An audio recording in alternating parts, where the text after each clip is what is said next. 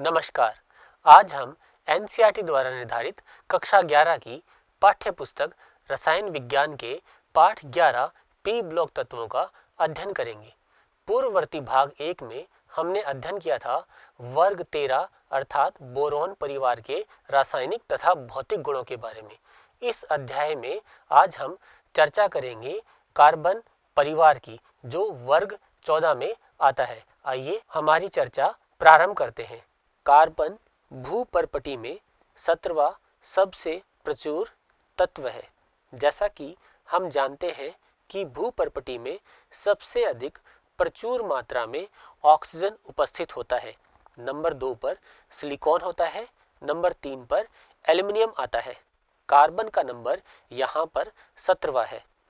Carbon 14 एक radio active समस्थानिक होता है जिसका अर्धायुकाल 5770 वर्ष है और इसका उपयोग रेडियो कार्बन डेटिंग के लिए किया जाता है, अर्थात इसकी सहायता से हम किसी की भी आयु की गणना कर सकते हैं।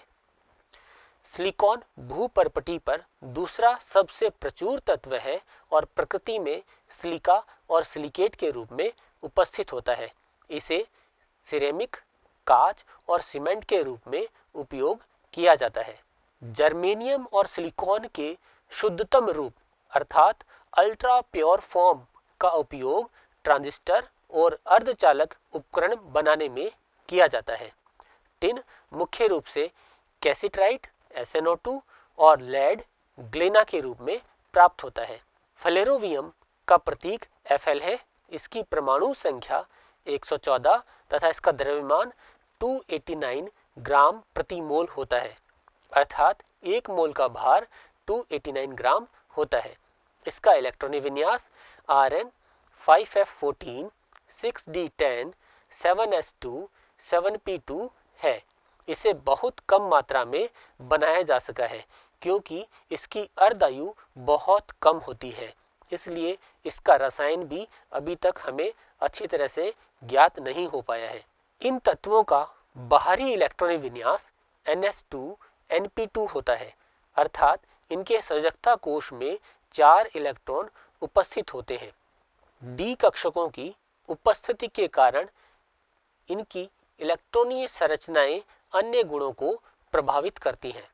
इनका इलेक्ट्रॉनिक विन्यास निम्न प्रकार से होता है: कार्बन, सिलिकॉन, जर्मेनियम, टिन तथा लेड।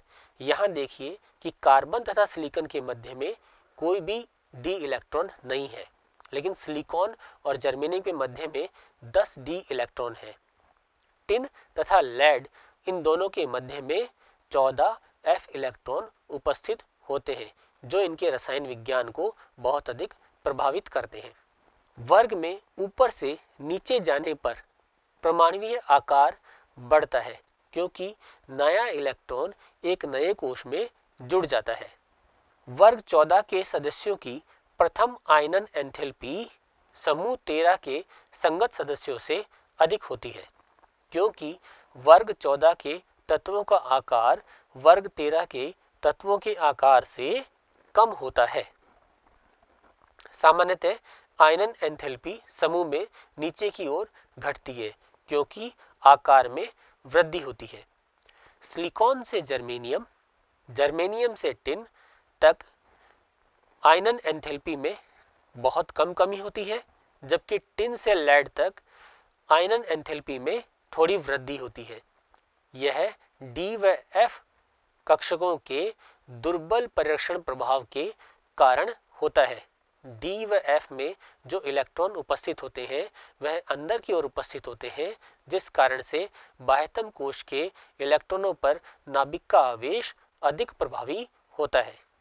वर्ग में ऊपर से नीचे की तरफ जाने पर विद्युत ऋणात्मकता का मान प्राय घटता है।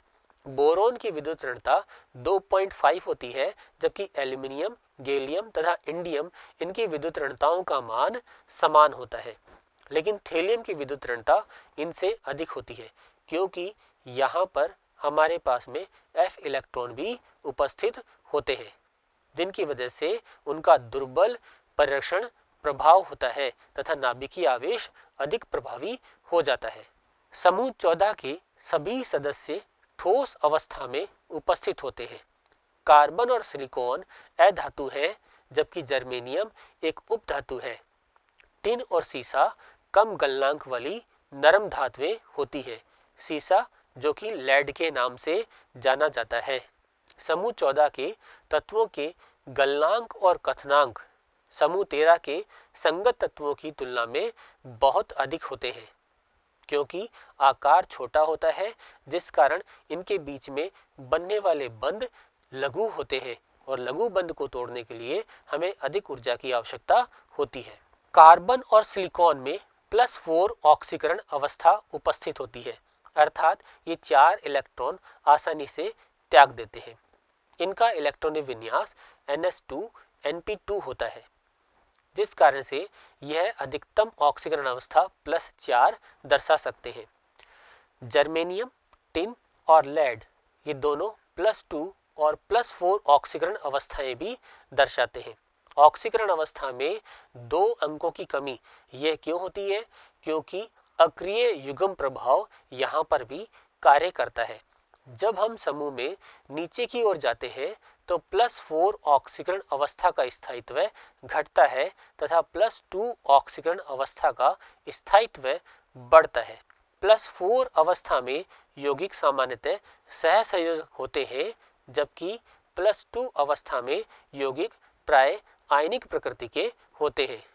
+2 अवस्था में लेड यौगिक स्थिर होते हैं और +4 अवस्था में प्रबल ऑक्सीकारक होते हैं, क्योंकि +4 अवस्था में ये आसानी से इलेक्ट्रॉन ग्रहण करके +2 अवस्था में आ जाते हैं। इनका अपचयन हो जाता है तथा ये दूसरे पदार्थ का ऑक्सीकरण आसानी से कर देते हैं। कार्बन अपनी सहसंयोजकता को 4 से अधिक नहीं बढ़ा सकता है, क्योंकि कार्बन में डी कक्षक उपस्थित नहीं होते हैं, जबकि इस वर्ग के अन्य तत्वों में रिक्त डी कक्षक उपस्थित होते हैं। वे अपनी सहसंयोजकता को बढ़ा सकते हैं, जैसे कि इनके हैलाइडों का जल अपघटन बड़ी आसानी से हो जाता है तथा ये एक संकुल भी बना सकते हैं। जैसे सिलिकॉन SiF6 2- संकुल बना सकता है, जर्मेनियम GCl6 2- संकुल बनाता है, टिन जल अपघटित होकर SnO6 6 2- बनाता है। इन सभी उदाहरणों में इन परमाणुओं की संकरण अवस्था sp3d2 होती है, क्योंकि इस संकरण में रिक्त डी कक्षक भी भाग लेते हैं। ये सभी सदस्य ऑक्सीजन की उपस्थिति में गर्म करने पर ऑक्साइड बनाते हैं। यह ऑक्साइड मुख्यतः 2 प्रकार के होते हैं, जिन्हें मोनोऑक्साइड तथा डाइऑक्साइड कहा जाता है, MO और MO2। SiO केवल उच्च तापमान पर उपस्थित होता है, तापमान कम करने पर इसका अपघटन हो जाता है। डाइऑक्साइड जैसे CO2, SiO2 और GeO2 अम्लीय प्रकृति के होते हैं, जबकि SnO2 और PbO2 उभयधर्मी प्रकृति के होते हैं। अब यह CO2 अम्लीय प्रकृति का कैसे है? देखिए, जब CO2 की क्रिया हम लोग जल से करवाते हैं या इसको जल में विलय करते हैं तो H2CO3 बनता है, जिसे कार्बोनिक अम्ल कहते हैं। इसका जलीय विलयन अम्लीय प्रकृति का होने के कारण CO2 की प्रकृति भी अम्लीय है। मोनोऑक्साइड में CO उदासीन है, GeO अम्लीय है, जबकि SnO और PbO उभयधर्मी प्रकृति के होते हैं। उभयधर्मी का अर्थ है ये अम्ल तथा क्षार दोनों प्रकार की प्रकृतियां दर्शाते हैं। उच्च ऑक्सीकरण अवस्था में ऑक्साइड अम्लीय प्रकृति के होते हैं, क्योंकि उच्च ऑक्सीकरण अवस्था में ये आसानी से इलेक्ट्रॉन युग्म को ग्रहण कर लेते हैं। इलेक्ट्रॉन युग्म को ग्रहण करने वाली स्पीशीज को हम लुईस अम्ल कहते हैं। जल के प्रति अभिक्रियाशीलता। कार्बन, सिलिकॉन और जर्मेनियम जल से प्रभावित नहीं होते हैं, अर्थात ये जल से क्रिया नहीं करते हैं। सुरक्षात्मक ऑक्साइड परत बनने के कारण लेड भी पानी से अप्रभावित रहता है। टिन भाप से क्रिया करके डाइऑक्साइड और डाइहाइड्रोजन गैस बनाता है। हैलोजन के प्रति अभिक्रियाशीलता, ये तत्व दो प्रकार के हैलाइड बनाते हैं। कौन से होते हैं? डाई हैलाइड तथा टेट्रा हैलाइड। PbI4 नहीं बनता है। क्यों नहीं बनता है? क्योंकि यहाँ पर लेड की ऑक्सीकरण अवस्था +4 है। हम जानते हैं कि +4 अवस्था में लेड एक अच्छा ऑक्सीकारक पदार्थ होता है जो I- को I2 में ऑक्सीकृत कर देता है। अक्रिय युग्म प्रभाव के कारण Pb+4 कम स्थायी होता है तथा Pb+2 अधिक स्थायी होता है। कार्बन को छोड़कर अन्य सभी सदस्य सीधे हैलोजन से अभिक्रिया कर लेते हैं। अधिकांश MX4 सहसंयोजक प्रकृति के होते हैं। इन हैलाइडों में sp3 संकरण होता है। SnF4 और PbF4 आयनिक प्रकृति के होते हैं क्योंकि इनकी विद्युत रणताओं का अंतर अधिक होता है। डाई हैलाइड की स्थिरता समूह में नीचे की ओर बढ़ती है क्योंकि अक्रिय युग्म प्रभाव के कारण, इनर्ट पेयर इफेक्ट के कारण +2 ऑक्सीकरण अवस्थाएं अधिक स्थायी होती हैं +4 ऑक्सीकरण अवस्था के संदर्भ में। ऊष्मीय और रासायनिक स्थिरता को ध्यान में रखते हुए GeX4 GeX2 की तुलना में अधिक स्थायी है, जबकि PbX2 PbX4 की तुलना में अधिक स्थायी होता है। अर्थात जर्मेनियम की +4 ऑक्सीकरण अवस्था हैलाइड के साथ स्थायी है, जबकि लेड की +2 ऑक्सीकरण अवस्था अधिक स्थायी होती है। CCl4 को छोड़कर अन्य टेट्रा हैलाइड आसानी से जल अपघटित हो जाते हैं।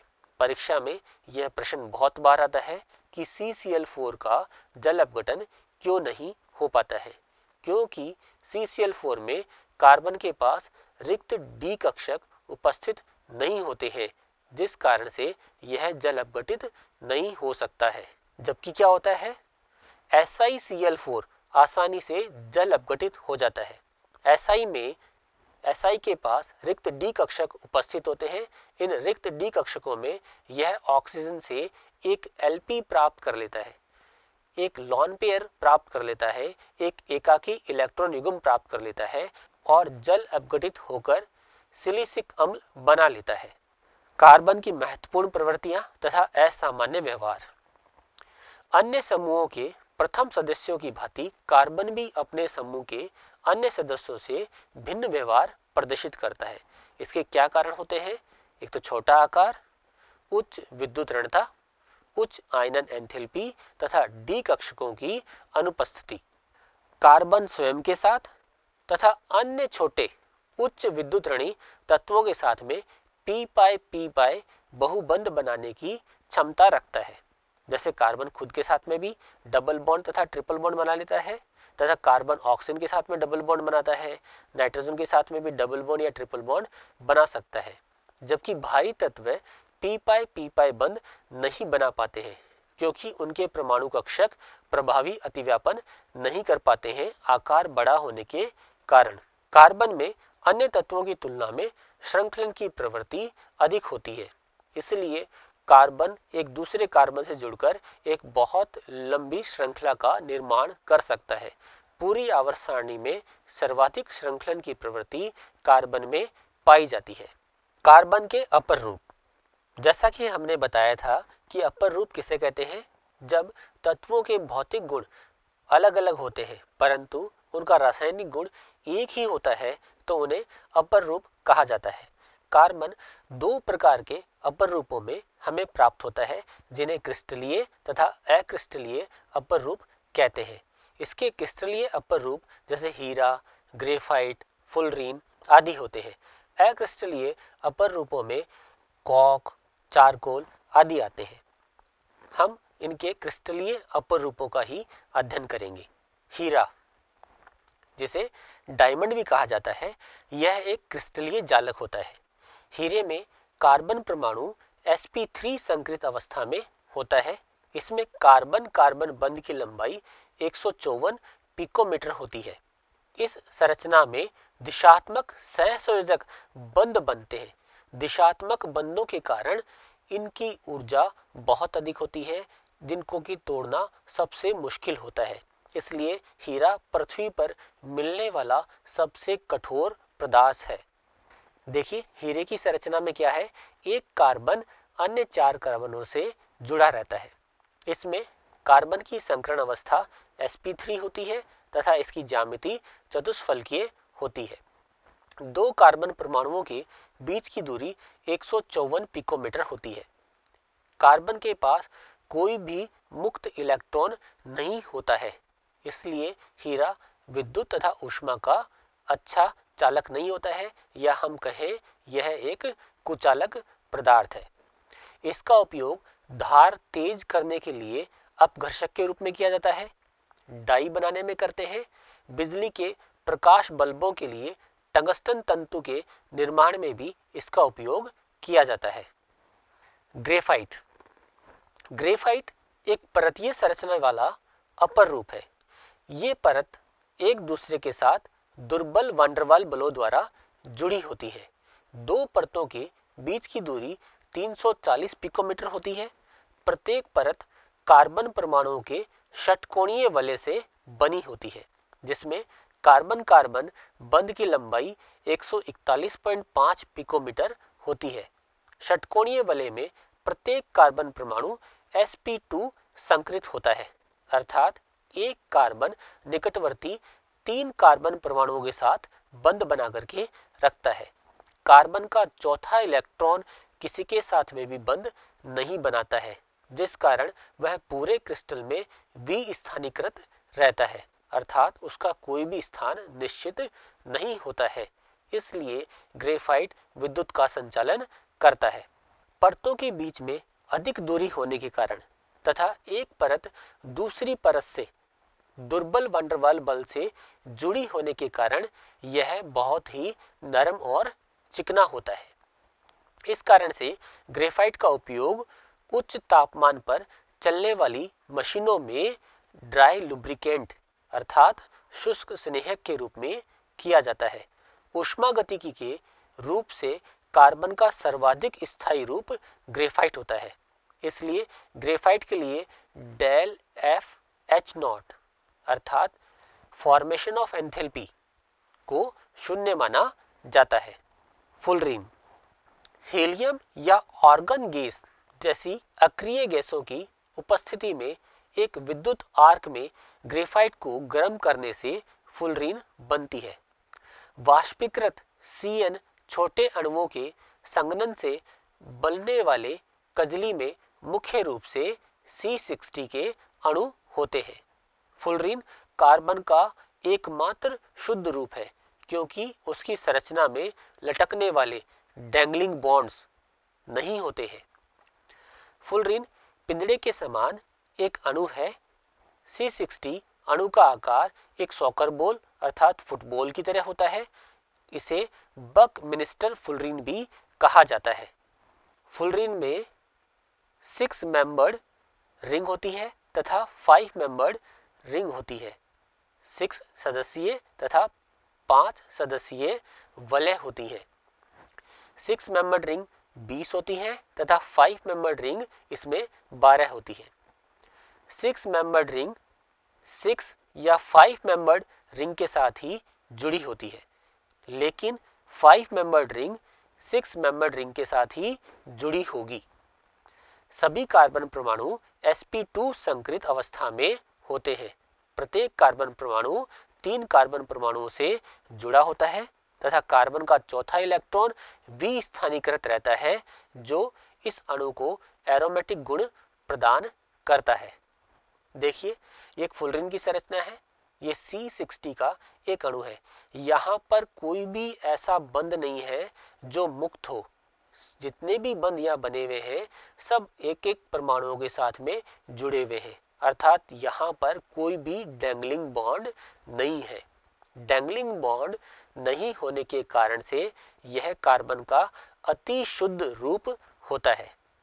अभी तक हमने देखा कि कार्बन परिवार में भी अक्रिय युग्म प्रभाव तथा डी कक्षकों की अनुपस्थिति भी उनके रसायन विज्ञान को किस प्रकार से प्रभावित करती है। कार्बन के अपर रूप हीरा, ग्रेफाइट तथा फुलरीन के बारे में हमने जाना।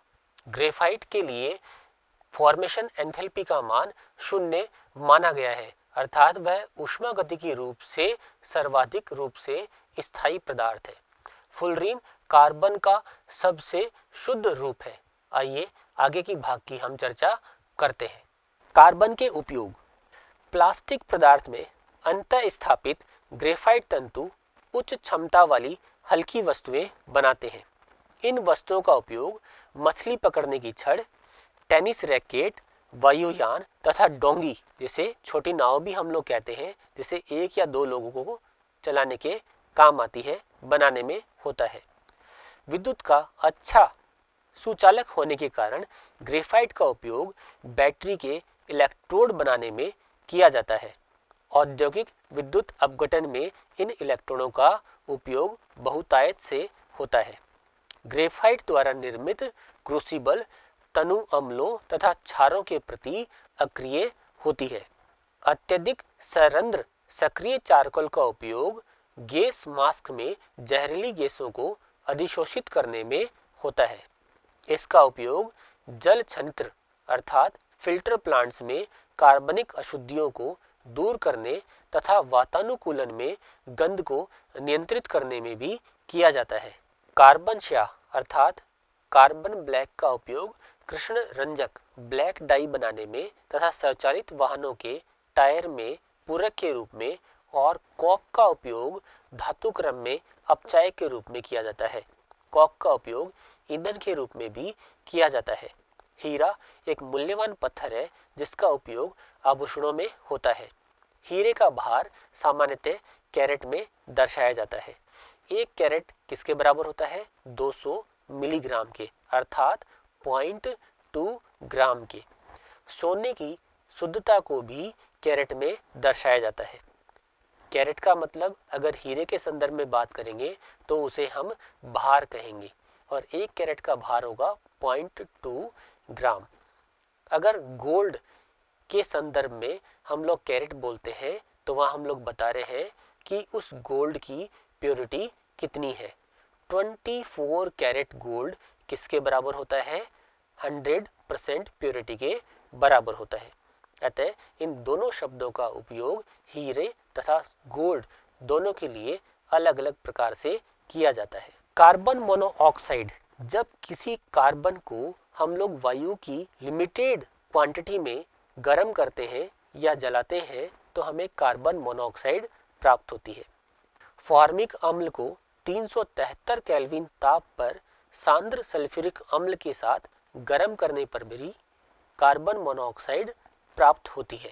औद्योगिक रूप से इसका निर्माण कॉक पर भाप को प्रवाहित करके बनाया जाता है।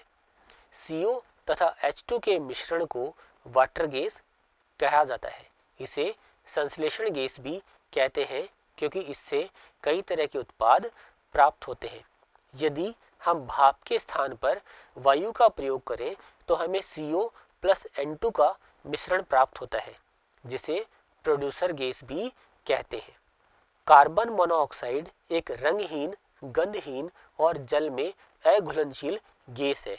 यह एक शक्तिशाली अपचायक है। क्षार और क्षारीय मृदा धातुओं, एल्युमिनियम और कुछ संक्रमण धातुओं के अलावा ये लगभग सभी धातु ऑक्साइडों को अपचयित कर देती है, जिस कारण इसका उपयोग धातु क्रम में शुद्धिकरण के लिए किया जाता है। CO अणु में कार्बन और ऑक्सीजन के बीच 1 सिग्मा तथा 2 पाई आबंध उपस्थित होते हैं। कार्बन पर एकाकी युग्म की उपस्थिति के कारण CO अणु लुईस क्षार के रूप में कार्य करता है। CO अत्यधिक जहरीली प्रकृति का होता है। यह हीमोग्लोबिन के साथ एक कॉम्प्लेक्स बना लेता है जो ऑक्सीजन हीमोग्लोबिन कॉम्प्लेक्स की अपेक्षा 300 गुना अधिक स्थायी होता है। यह लाल रक्त कणिकाओं में हीमोग्लोबिन को पूरे शरीर में ऑक्सीजन ले जाने से रोक देता है। अंततः व्यक्ति की या प्राणी की मृत्यु हो जाती है। ऐसा कब होता है? जब हम बंद कमरे में रात को अंगीठी जला करके सो जाते हैं। तो ऐसा बहुत बार हमें समाचार पत्रों में पढ़ने को मिलता है कि अंगीठी जला करके सो गए थे और उनकी सुबह मृत्यु हो गई। क्योंकि अंगीठी जलाने से क्या हो गया, वहां पर ऑक्सीजन की मात्रा बहुत कम प्राप्त हुई। कम मात्रा प्राप्त होने की वजह से कार्बन मोनोऑक्साइड बन गया। कार्बन डाइऑक्साइड वायु की अधिकता में यह कार्बन या कार्बन युक्त ईंधन के पूर्ण दहन से प्राप्त होता है, जबकि अपूर्ण दहन से हमें कार्बन मोनोऑक्साइड प्राप्त हो रहा था। प्रयोगशाला में इसे हम कैसे बनाते हैं, कैल्शियम कार्बोनेट की क्रिया HCl के साथ करवाने पर यह बन जाता है। औद्योगिक स्तर पर इसे चूना पत्थर को गर्म करके बनाया जाता है। यह एक रंगहीन और गंधहीन गैस है। पानी के साथ यह कार्बोनिक एसिड H2CO3 बनाता है। H2CO3 तथा HCO3- बफर सिस्टम रक्त के pH को 7.26 से 7.42 के बीच बनाए रखने में मदद करता है। प्रकृति में अम्लीय होने के कारण यह क्षार के साथ मिलकर धातु कार्बोनेट बनाता है। प्रकाश संश्लेषण द्वारा पौधे अपने लिए, पशुओं और मनुष्य के लिए भोजन बनाते हैं। प्रकाश संश्लेषण की क्रिया में ग्लूकोज का निर्माण होता है तथा ऑक्सीजन गैस भी हमें प्राप्त होती है। CO2 जहरीली नहीं होती है। ठोस कार्बन डाइऑक्साइड को शुष्क बर्फ भी कहते हैं, जिसका उपयोग आइसक्रीम और जमे हुए भोजन के लिए रेफ्रिजरेंट के रूप में किया जाता है। शीतल पेय को कार्बोनेट करने के लिए गैसीय CO2 का उपयोग किया जाता है। भारी होने और दहन का समर्थन न करने के कारण इसका उपयोग अग्निशामक के रूप में भी किया जाता है। CO2 अणु में कार्बन परमाणु sp संकरित अवस्था में होता है। सिलिकॉन डाइऑक्साइड, इसे सिलिका भी कहा जाता है। यह कई क्रिस्टल संरचनात्मक रूपों में होता है, जैसे क्वार्ट्ज, क्रिस्टोबलाइट, ट्राइडिमाइट। सिलिका के कुछ क्रिस्टलीय रूप हैं। उपयुक्त तापमान पर ये एक दूसरे में परिवर्तित हो सकते हैं। सिलिकॉन डाइऑक्साइड एक सहसंयोजक त्रिआयामी नेटवर्क ठोस है। देखिए क्या होगा, इसमें SiO बॉन्ड उपस्थित होते हैं। इसमें एक वलय के समान संरचना हमें प्राप्त होती है। इस वलय में देखिए हमारे पास 8 परमाणु उपस्थित होते हैं। इस कारण इसे हम 8 मेंबर्ड रिंग भी कहते हैं। अति उच्च SiO बंध एंथैल्पी होने के कारण सिलिका अक्रियाशील होता है। उच्च ताप पर सिलिका हैलोजन, डाइहाइड्रोजन, अधिकांश अम्लों तथा धातुओं के प्रहार को प्रतिरोपित करता है, अर्थात यह इनसे क्रिया नहीं करता है। सिलिका HF तथा NaOH से अभिक्रिया कर लेता है।